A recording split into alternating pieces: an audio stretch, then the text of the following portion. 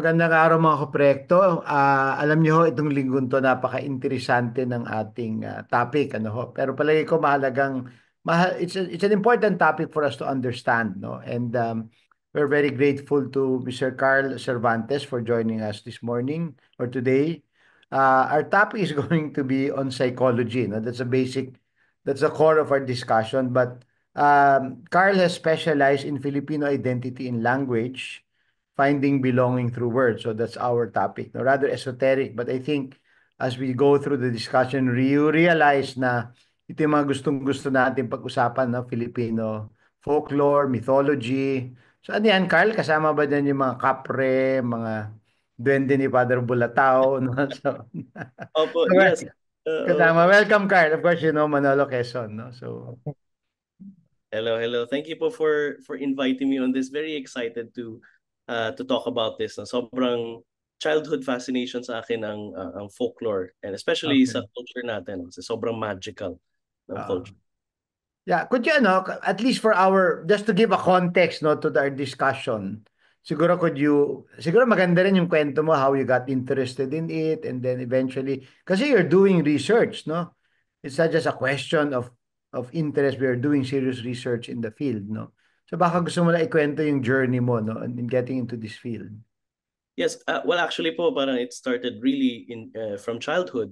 And I grew up around a family that's very religious, but religious in the way that really practices a lot of um uh very spiritual practices also. So we were very close with people who were doing folk healing, ganyan, or actually more of faith healing, actually. And Mm-hmm. there was, growing up, I was surrounded by people, yung mga speaking in tongues, di ba, slain by the Holy Spirit, this kind of thing. Uh, And so uh, I was very fascinated since yung lolo ko is also very big on reading, so I had a lot of books. And so I grew up reading a lot of stories about spirituality, religion, mythology, the paranormal, and so on. And it was only when I entered into college and when I took my master's that I realized pwede pala siyang pag-aralan seriously, academically.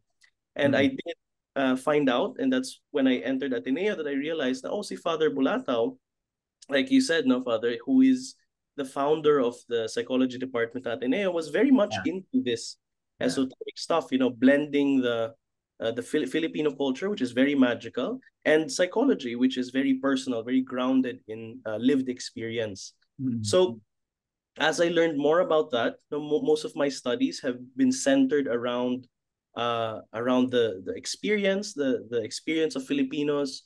And the easiest way talaga, as I went into this study, the easiest way to really ground that is through Psikologiyang Pilipino, which is Filipino indigenous psychology.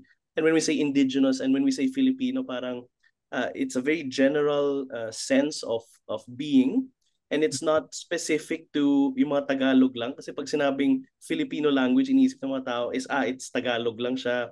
mm, When I talk about Filipino language, I mean ano yung naiintindihan nating language across the archipelago. How we speak as Filipinos, this is Filipino language. And the way that we express our psychology is also through language. And that's why in Psikologiyang Pilipino, we see that a lot of psychological concepts nanggagaling din po sa everyday language natin. Ginhawa, which is a Visayan term, kapwa, Tagalog term, loob, bait, buot, nakem, all these terms from across the archipelago, parang nagfo-form ng framework of or mindset that for me, mapping out this landscape, this cultural psycho-linguistic landscape is very fascinating to me. Kahit ako po, hindi ako linguist. I think some people have that misconception that I'm a linguist, but I'm a um, psychologist. I'm a registered psychologist, and that's the way I approach cultural psychology. That's the way I approach everyday psychology. Is not by not by imposing na dapat ganito tayo mag-isip and so on, but by mm. understanding how people actually talk, how people actually tell stories, ano yung mga kwentong Um, bayan, ano yung mga phrases and idioms that we use, at doon po nanggagaling yung understanding. Ayun po. okay. Carl, may tanong ako sa iyo because last week, yung last episode namin, we were talking to a doctor.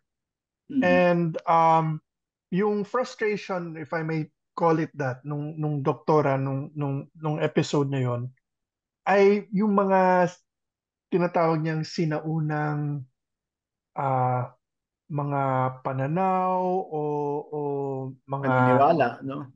paniniwala na hindi ayaw mawala at nagiging hadlang sa paggamot ng mga sakit ng mga tao. So she was approaching this from the perspective of public health, and I found this interesting in terms of your expertise dahil meron ding pananaw na ang ang kultura, ang pananaw, ang pananalita natin ay minsan nagiging kabangga ng modernong pananaw ng siyensya, ng pag-uunlad, that sort of thing. Diba, that's a very traditional sort of either or na pananaw. At the Mm-mm. same time, kakabit ko rin yung palaging binabanggit dito ni Leloy na ang ang parang hangarin namin dito sa Proyekto Pilipino ay ibalik nga ang pananaw na meron tayong isang komunidad at kayang pag-usapan ng mga miyembro ng komunidad na ito ang mga problema na hinaharap natin. Kasama na rin dito yung napakaraming mga bagay na mahirap kundi tanggapin o kaya unawain tungkol sa maraming bagay, politika, teknolohiya, sa ekonomiya, hindi ba? So, I guess my question to you is, my understanding of scholars like you is the first thing we have to set aside is judging people, di ba? Yung we have to start by embracing who we are and paano natin ini-express yung sariling kalooban natin. Okay, if we start from that, can you walk me through bakit meron pa rin tayong banggaan on the part of those who view themselves as modern or scientific? And Mm. why is there a belief na even in the field of religion, there are those who say that that is folk Catholicism and not real Catholicism, and may banggaan pa rin. I mean, is this something that we have to parang get a grips on before we even discuss things further? Right. Very interesting question po, no? Kasi parang nakikita ko yung tanong na to in terms of science or healing and in terms of spirituality. And it's true na nagkakaroon ng parang distinction, or it feels like there's some kind of misalignment. But what I Mm-mm. see it really is that are we culturally competent enough to deliver the appropriate service to people? So in terms of medicine, for example, cultural competence has been a very important discussion, not just locally, but internationally. Para are we culturally competent enough to deliver the appropriate health services? And in fact, I think Dr. Michael L. Tan published a book in 2008 Mm-mm. about local folk beliefs on healing. So yung mga pasma, kulam, and so on, so that Yeah.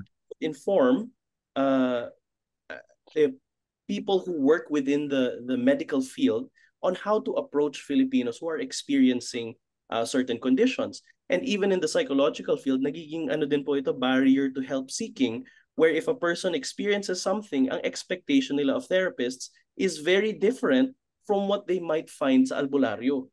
Baka hindi maintindihan Mm, mm, yung na-experience ko. Sa albularyo na lang ako pupunta.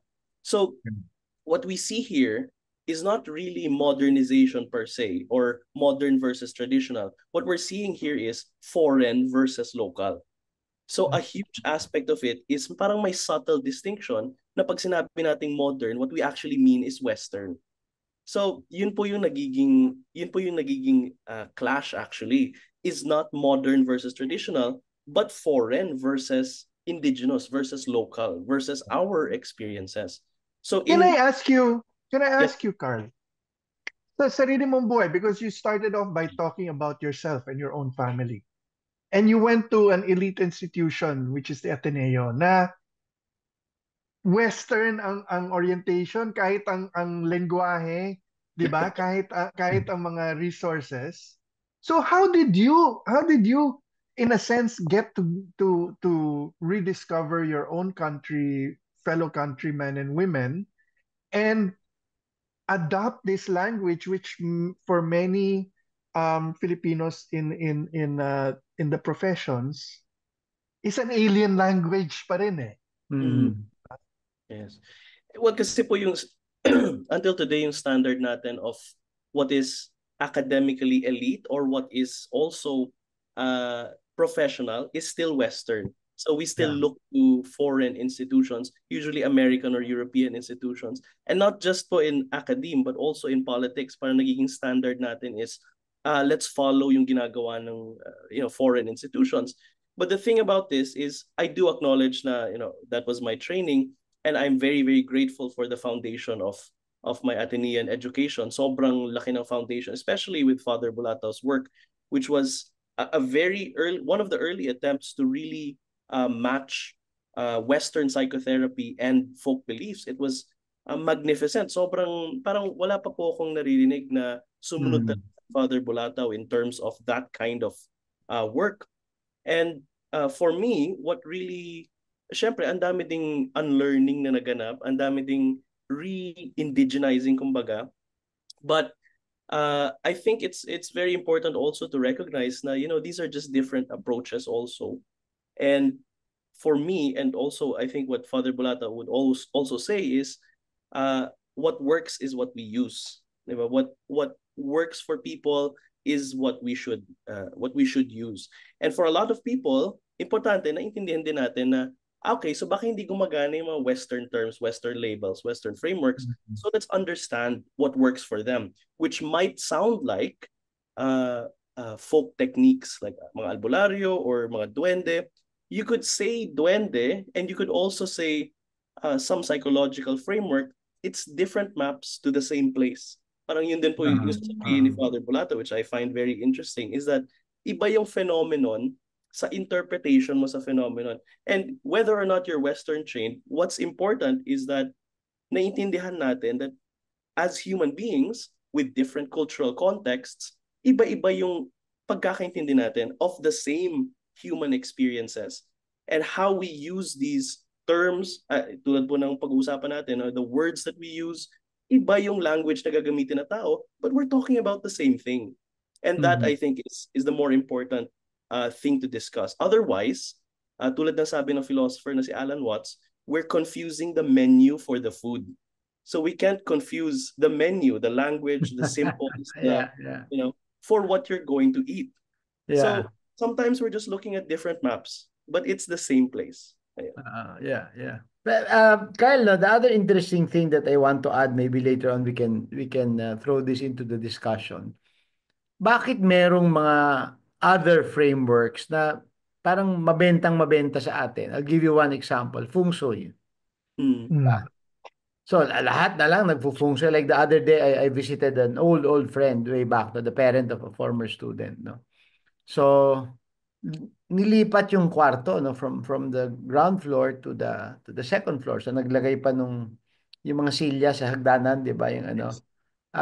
Tinanong ko, bakit nilipat si Sir dun sa ganun?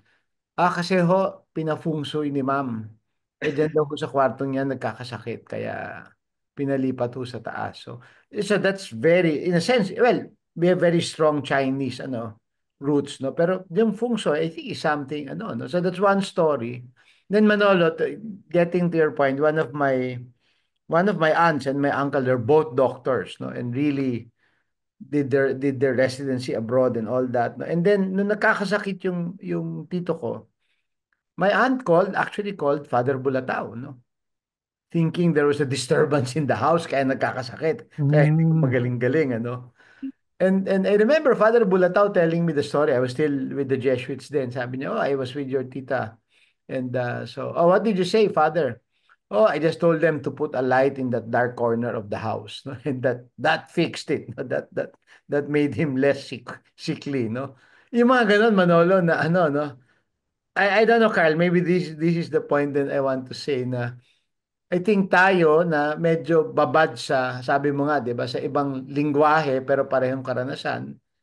When everything else fails, no, we look for other paradigms, no? We look for other frameworks, but which really deals with the same phenomenon, no?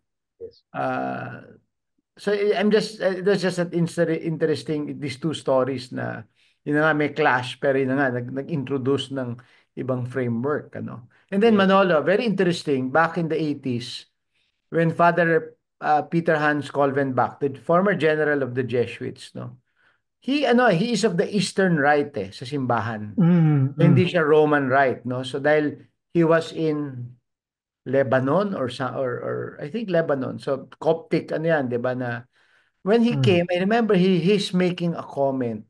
Sabi niya, kayong mga Pilipino, napaka-Western ng inyong spirituality and liturgy. Sabi niya, you should try to blend more with the Eastern, no. So I Yung think Eastern kasi is very mystical di ba? very mystical. Very Like mystical. for example, Manolo, I remember when we had that big mass in the Ateneo covered courts, we had to use a lot of incense.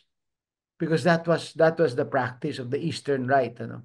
Madaming incense yan and their mass would run for Hours, around hours. 3 hours, yeah, 3 hours. Oh. But and yeah, and the incense adds a lot of mystical no environment, no. So, Carl, yun lang, just those comments to Yes. sort of support what you're saying, no. Okay, Actually, Father, interesting yung sinabi ninyo because I actually did present a paper on feng shui, on Filipino perspectives on feng shui in the recent okay. Psikolohiyang Pilipino conference. And what I saw was na nagkakahalo na yung Filipino folk beliefs sa feng shui beliefs. Ah, Pag Okay. sila, ano yung belief na to? Tapos magkikwento sila, feng shui yung ano, 'di ba? Yung pag nagwawalis ka sa gabi, tapos lalabas yung swerte. Sabi ko, teka lang, hindi yan feng shui. That's a Filipino folk belief. So, how I see it really is not a syncretism na parang different strands of clear traditions, but more of a localization. Hindi siya folk Catholicism as if hiwalay siya sa traditional, but it's more of a Christianized animism tulad ng sabi ng mga early scholars. So I feel that there is a framework of spirituality underlying all these other frameworks. Tapos Oo. lang tayo ng mga psychic languages and symbols like feng shui, Christianity, and so on. I just wanted to make a very quick comment with something you mentioned that's very interesting. You said yung that yung our folk Catholicism has a foundation of animism, di ba? Well, I just wanted to just mention that for those who are interested. Starting in the 1960s, they started sending Islamic missionaries to the Philippines because the more purist or more hardline um, practitioners of Islam found that Philippine Muslims were in their words more pagan than they were found acceptable. And I remember reading one of the examples they gave was in Maguindanao or one of those places, may halong paggaling sa mosque, there's still a sacred tree nearby and halo dun sa mga local Yeah, rituals yeah. nila. And they had to send what they felt were missionaries to re-Islamicize the Muslims in the Philippines. And Mm. that reminds me of what hardline traditionalist Catholics say about Filipino Catholics, hindi ba? So I found that interesting, Superstitious, and 'di I ba? guess, Oh. but I guess that goes to your point that there's a parang foundation na talagang sa atin na Yes, kahit yes. anong dumating dito, hindi mo matatanggal yon. I just found that very interesting. And And yet, then very Manolo, Carl, Filipino. if I may add something very similar, Debosyon sa Quiapo. Okay, and this one is a story that I shared already. Yes. I don't know if you remember Manolo, your colleague Ginger Mm, Romero. So Ginger grew up in the US, di ba? Then came back, became anchor in ABS. And kinukwento niya sa akin minsan, nakita kami sa parking lot. And she just runs to me and tells me her experience about Quiapo. Okay? Because yung pamilya ni Ginger, they live in Arlegui, Manolo. So that it's at Quiapo district, Yeah, di ba? malapit lang. Oo, so yung lolo niya, yung mga tatay niya, deboto yan ng Quiapo, no? And nag-migrate, pero every time magta-translasyon, umuwi yung buong pamilya, no? And they joined that. And so one time, she was interested, sabi ng tatay, alika anak, sumama ka. So she went, no? Sa Alegi, yung kanilang bahay, nandun pa ata. So nakatapak, etc.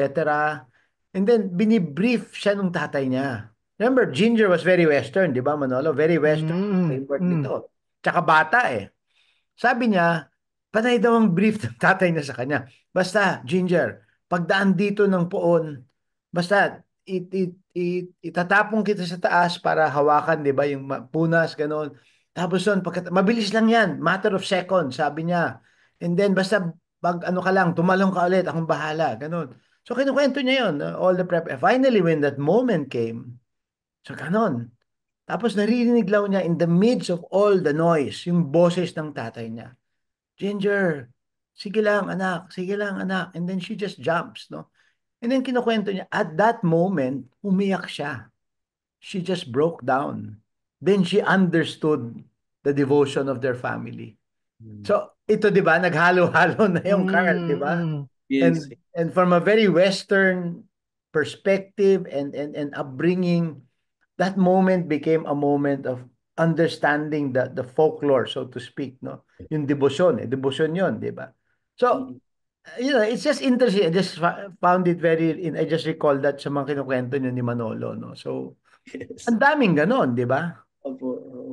Oh, ang Yeah. daming ganon. For example, I will not mention na lang, baka mapagalitan ako, no? One of the biggest chains in the Philippines, every time I'm asked to bless a store, a new store, and they have hundreds of stores, no? And really, one of the most modern, sumasabayan sa mga Gen Z lahat. Basta yung decor nila, everything, no? Location and the service. Pero bawat tindahan, meron yung Sacred Heart and Immaculate Heart of Mary na naka-enthrone, no, sa opisina nung tindahan, no? So it's just interesting, no, the mix na. And sa akin, and ito, I don't know kung connected to, no, Manolo, I just share this with you. At the height of ABS-CBN's reach, no? Kasi bago na wala ang franchise. Alam mo, bawat eleksyon, yung mga kaibigan ko na tumatakbo sa probinsya, lagi yan may comment. Father, sabihin mo naman sa ABS pag panahon ng eleksyon, magpalabas ng teleserye, maganda ang mga aral kasi yun ang ginagamit namin sa mga speech namin sa pag nagpunta kami sa mga baryo. 'Di ba? Yung si halimbawa si Cardo, 'di ba? O mga ano. So that interesting mix kasi ako ang paniwala ko, we're not reaching majority of our people because of the language we use, the stories that we tell. And kahit ako, no, admittedly, sometimes I feel I'm not reaching enough, no, of the people that I think we should minister to, no. Kasi very Western ang upbringing ko, Jesuit. I used to be a Jesuit, no. Pakiramdam ko kulang pa, no. Palay ko kulang. Kaya lang naman Manolo, si Father Bo naman is very mystical, no. Talagang ano yan, parang ano yan, parang yung si Gandalf na ano, 'di ba, na with this baston, 'di ba? Naabutan mo ba yung Carl, 'di ba? He walks around with this staff, no. So Carl, ako halimbawa, I need to preach the word. Anong pardon the irreverence, 'di ba? Ano yung mga tips mo sa aming mga mag-homily at mag-preach sa tao, 'di ba? So Actually, Father, enjoying ako sa mga homilies niyo eh. During the pandemic, kayo po yung parang spiritual guidance namin as we said attended mass at home. Yes, definitely. There's a huge part of it really is speaking in the language that's understood by most yeah, people. yeah. That's first. And the second is using the myths that people understand And nakita po natin yung myths. Pag sinabi kong myth, I just mean narratives and archetypes Yeah, that yeah, make yeah, sense to yeah. people.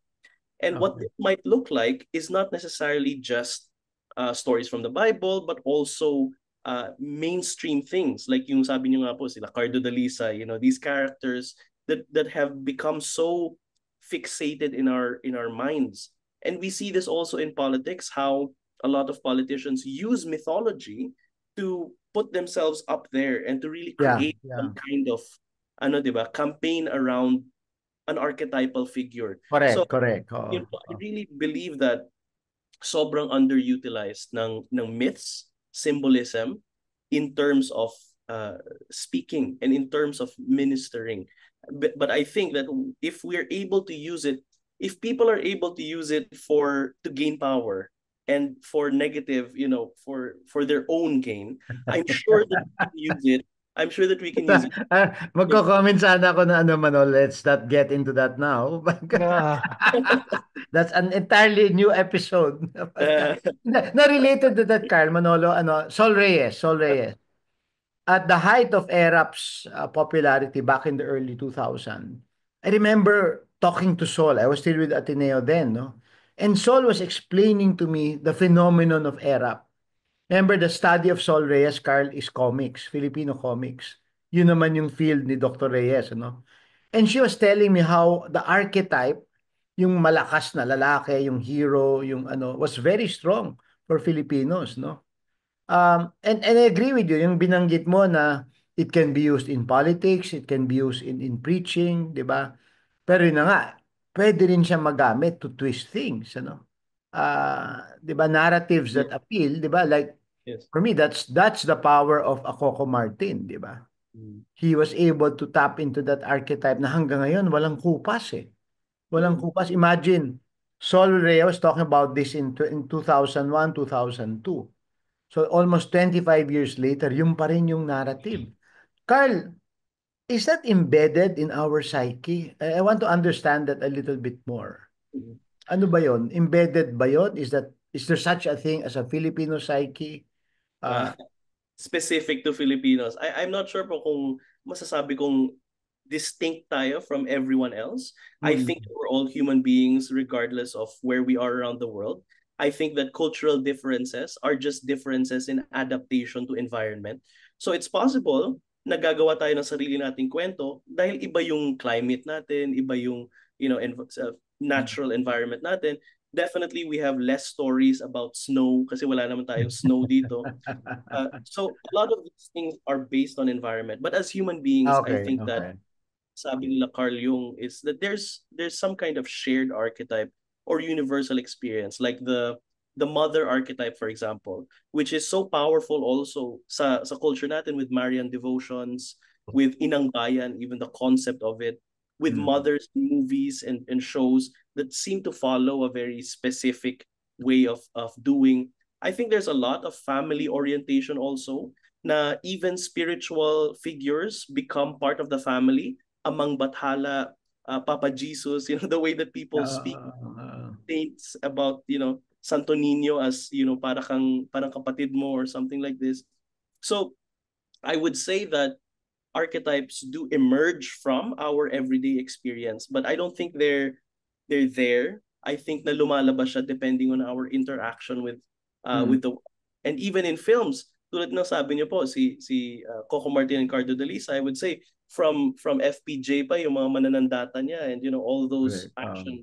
action figures, until today we still carry that fatherly figure, the father figure who protects, but who can also in times of distress really protect the people that he's, and we see this archetype po in also political figures, di ba? There's a lot of But Carl, mananandata warrior oh, archetypes.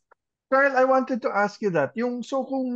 Kung titingnan mo yung mga iba-ibang bahagi ng ating lipunan, what emerges as the Filipino concept of leader and follower?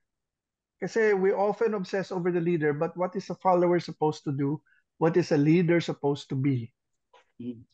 Um, I And think what are the more accurate words than leader or uh, whatever, yun, di ba? Yeah, actually ang interesting po niyan kasi unang-una, yung political system natin is based on foreign systems, 'di ba? So, unang-una, the question really should be is that are we is it intuitive to our experience? Una-una. Are the systems, economic, political, are these intuitive to the Filipino way of doing things? Kaya nagkakaroon ng mga padrino system, utang na loob system within these spaces. Maybe it's because how the system is set up, that it's hierarchical and so on. That being said, when we look at a lot of political figures and when we look at the way that leaders, even in religious hierarchies, like in local or mga indigenous churches, we Mm. see that leaders are really also father figures or parental Mm. figures. So father, mother, and yung mga anak nila. And so there's a lot of discourse surrounding wag kang pasaway, all this Mm. kind of thing really comes from that very subtle, I treat you like a parent. Parang ganun po yung nangyayari. So there's a whole lot of trust in terms of a stern but protective father and also a nourishing but clear and guided mother. So yung haligi ng tahanan at yung ilaw ng tahanan is a very, how I'm seeing it, a very powerful Mm, mm. symbolism in terms of leadership, not just political but also religious, even in places. But I don't know if I know a lot of people who are watching this, maybe in their organizations, meron silang mama ganto. Like yung tawag Mm. yung Oo, boss oo. nila is not really mom this and that. It's mama this and that. Or tito ganyan, or something like this. So we really see the very familial aspect. So hindi tayo basta-bastang susunod-sunod. If you show that you're able to protect me, parang nagkakaroon ng ganung attitude. Interesting. Yeah, yeah. Okay, kasi ano rin yan 'di ba yung natatandaan ko kasi nung panahon ng eleksyon nung 'di ba 2016 Manolo, when the uh, Duterte won, no. I remember that wow, in my conversation after that, years after, maybe a year or two after, pinag-uusapan namin, part of your winning elections will be the narrative that you present, no? Yes. And clearly, and interesting noon, during that time, according to these advertising people I was meeting with, sabi nila, ang number one concern nung time na yon, number one in the surveys was jobs, no? Number five lang ata yung peace and order. Pero na-define yung kwento yung narrative. 'Di ba? Ako yung maglilinis, 'di ba, ng ating mga kalye, 'di ba? Lahat yung mga kawatan, lahat ng mga magnanakaw, mga drug addicts, lilinisin ko. So umangat, Carl, yung kwento ng peace and order, no? From number 5 or 7, I can't remember now, naging siya yung defining narrative. And then interestingly enough, sabi nga nung mga advertisers, and aside from that very strong narrative, the other narratives were very weak, and practically, sabi nila, hindi kumagat, no, yung narratives, no. So I guess to your point, no, na yun na nga even in politics. And if you notice, uh ito, Manola, this would be another topic, ano, which came first, the patronage politics, which is very American, 'di ba? The pork barrel and all. And then ito nga yung ating tendency, no, na maging maalagaan ako ni tatay, kakalingain ako ni nanay, 'di ba? So Well, very alam mo, interesting lang. I wanted to run this by Carl because a long time ago, I encountered this. Merong paliwanag na binigay ng isang Filipino leader to a foreigner to Oo. explain yung bakit hindi nyo magets kaming mga Pilipino. So, ang paliwanag ganito, um, na ang habol ng Pilipino bilang mga botante, bilang mga miyembro ng sistemang politika ay um, good government and not self-government. Sabi niya dito sa big distinction na ang gusto ang hinahanap ng pangkaraniwang tao ay ah, mabuting pamamahala at hindi sila ang mamamahala. dapat merong pinuno. Ngunit, pagdating naman sa pinuno, ang takot ng mamamayan ay, on one hand, ayaw nila ng pinuno na abusado at ayaw nila ng pinuno na um, sariling kapakanan lamang ang iniisip. Ngunit, kung bubuhin mo lahat, ang number one expectation na hinahanap sa isang pinuno ay to maintain order. Mm. Hindi ito katahimikan eh. Iba ang order eh. Yung kailangan maayos, tahimik, safe. Di ba?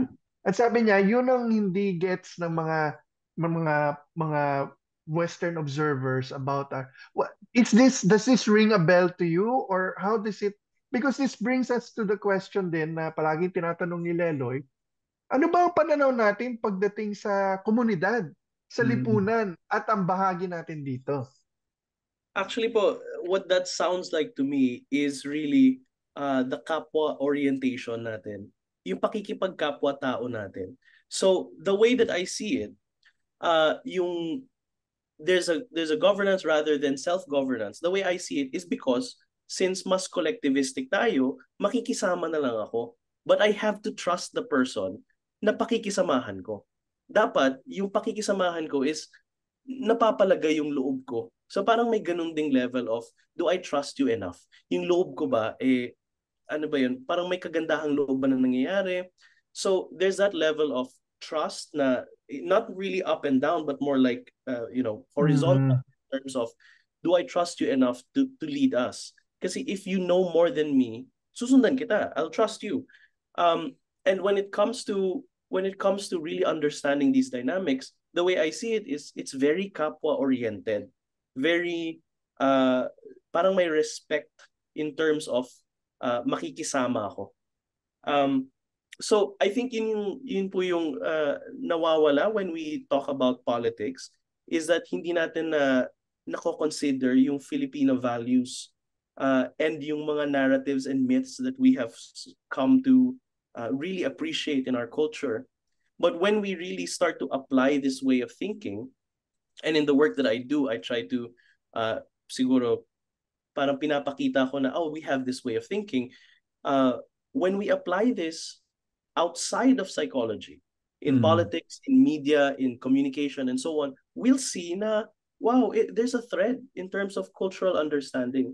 There's a shared experience, a dynamic that can be understood easily if we Mm. only look at it from our eyes. So parang ganun po yung nakikita ko. Oo. Okay. So,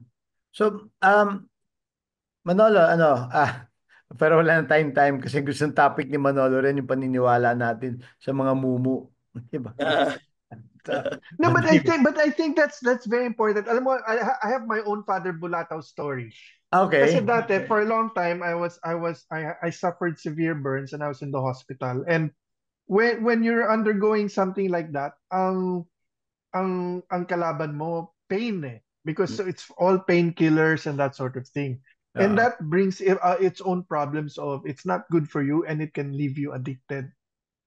Ngayon, ang ang advice ng isang doktor was, we can pump you full of painkillers and it will work, but it will have so many side effects.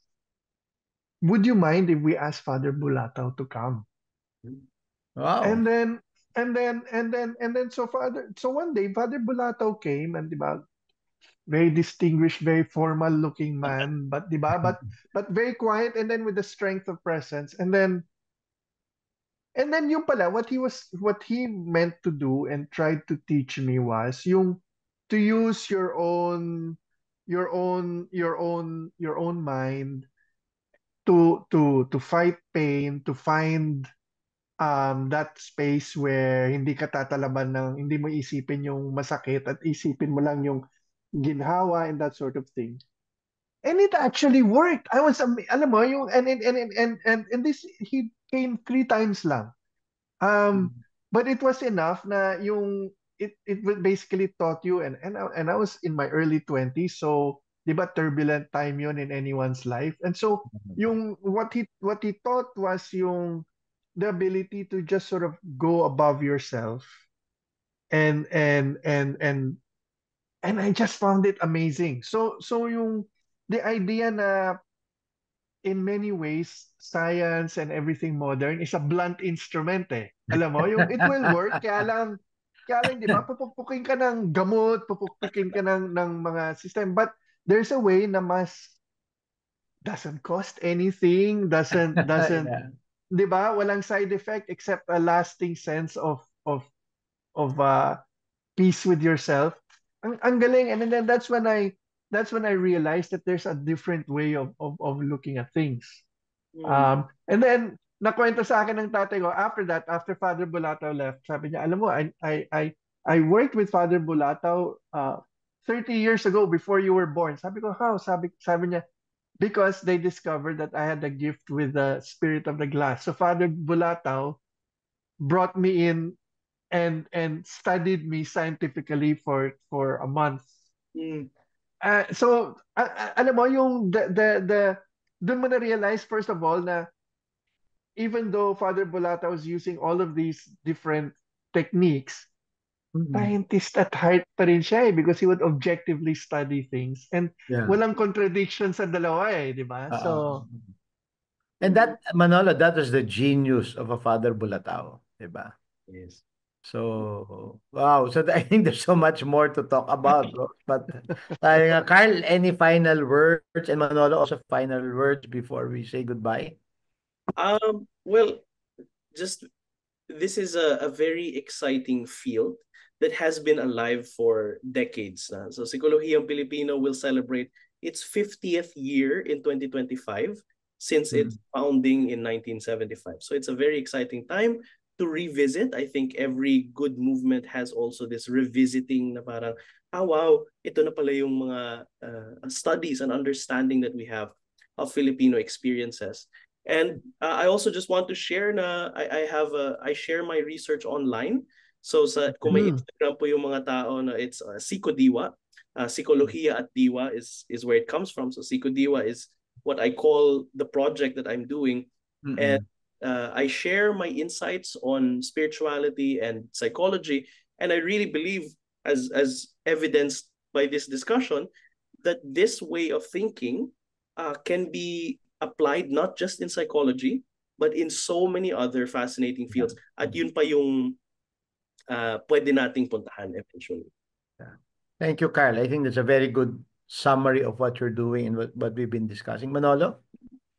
Sa akin, recently in the Guardian newspaper, which is a British newspaper, may lumabas na artikulo na ang reaksyon ng napakaraming tao in the West sa kaguluhan na nagaganap sa mundo is to turn back to both spirituality and the occult and things like that, because yung at a certain point sa dami ng mga nangyayari, the things we were taught are not making as much sense as they used to. Taken in a different way, mga usapin katulad nito reminds us na when you feel na hindi mo na gets ang mga nangyayari, you just have to step back and ask, are you asking the right questions? Are you looking at it through the right lens? Baka naman may alam ang kapitbahay mo na pananaw, salita, galaw na makakatulong para hindi ka na maguguluhan. And this is the importance of discussions like this. Yes. Thank you. Thank you very much. I think we will have you back as we come closer to the elections, Carl. Definitely. Very exciting. Yeah, because you will see now all the narratives come out, no? So let's go back to that, just to visit that. And then also next year is the Jubilee Year of Hope, no? For the church. I think that's a lot of the psyche will come out again, no, because of that. So Carl, thank you very much. And Manolo, thank you always. Good to listen to your conversations, Manolo. And of course, Carl, marami pong salamat. mga kaproyekto, ito po ang Proyekto Pilipino. Sana ho ay mapaisip kayo, no? At tanungin natin ang sarili na ano ba talaga yung diwa natin, no? Bilang isang tao at bilang isang Pilipino. Maraming pong salamat. Ito ang Proyekto Pilipino.